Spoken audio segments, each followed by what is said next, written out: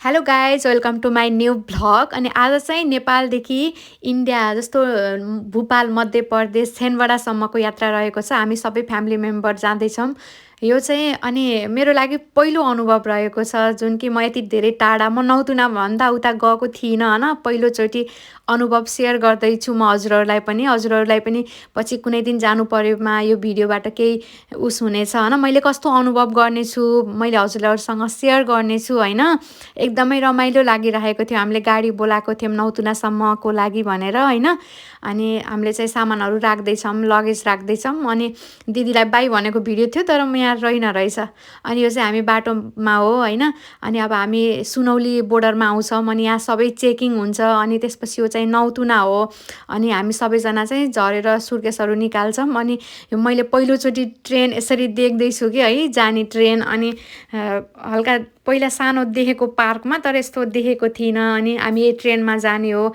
अनि हामी चाहिँ नेपालबाट 40-45जना जति छौँ कि एकदमै धेरै ठुलो ग्रुप छ। एकदमै रमाइलो लाग्यो। अनि मैले यो ट्रेनमा चाहिँ हल्का भिडियो बनाउँदै थिएँ, बाबुलाई खिच्न लगाएको थिएँ।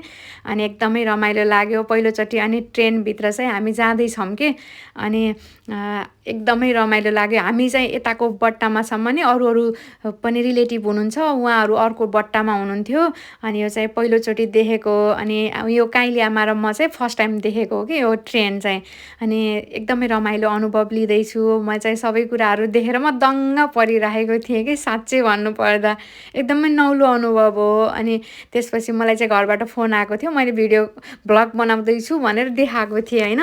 मैले सबै सानो सानो क्लिपहरू हजुरसँग राखेको छु, अप्ठ्यारो नमानिकन हेरिदिनु होला। मैले सबै कस्तो अनुभव लिन्छु मैले बताउने छु है हजुरहरूलाई। अनि मैले यसरी देखाएको थिएँ, सबै कुरा हेर्दै अनुभव लिँदै गइरहेको छु। सबै मेरो मनमा धेरै कुराहरू उठेको थियो, कस्तो होला के होला भनेर होइन। मैले सानो सानो क्लिप लिँदै थिएँ, तर त्यस्तो हिँडे जस्तो नहुने रहेछ क्या ट्रेनमा। मैले बसमा जस्तो नहुने रहेछ, आनन्द आउने होइन। अनि त्यस्तो लागेको थिएन। अनि हामी लगभग दिउँसोसम्म कोही हुनुहुन्थेन कि हाम्रो भित्र चाहिँ ट्रेनभित्र खासै मान्छे आउनुभएको थिएन। त्यही भएर मलाई भिडियो लिन पनि एकदम सजिलो भइरहेको थियो। मैले हरेक सानो सानो भिडियो लिँदैछु। यो चाहिँ म सुतेर उठेको दिउँसो होइन।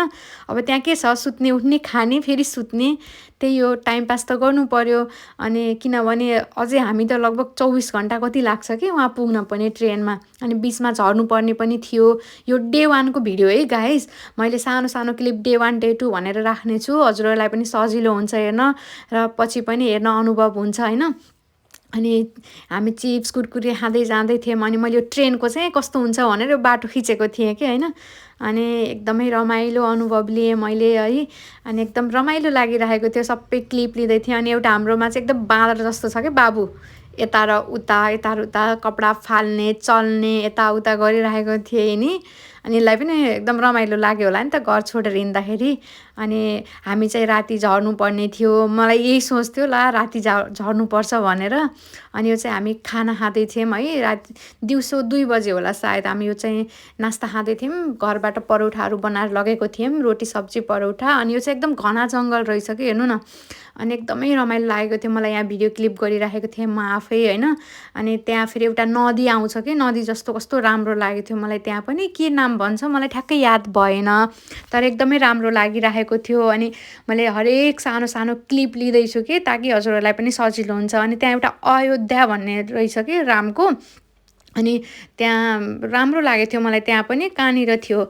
अनि यो चाहिँ अब स्टेसन आउँछ हेर्नु, मान्छे पनि यति धेरै, म त अचम्म परिरहेको थिएँ। हाम्रो नेपालमा त कति थोरै मान्छे जस्तो भइरहेको कि, भिडभाड त्यस्तै है। अनि मान्छे चाहिँ स्टेसनमा कुरिरहेको थिएँ। अनि मैले त्यही क्लिक गर्दै थिएँ कि, क्लिप लिएको मान्छेहरू कति धेरै हुन् भनेर। अनि यहाँ टाइमहरू पनि स्टेसनमा देखाइरहेको छ है, कति बजेको भनेर। सायद यो 4 बजेतिर होला है।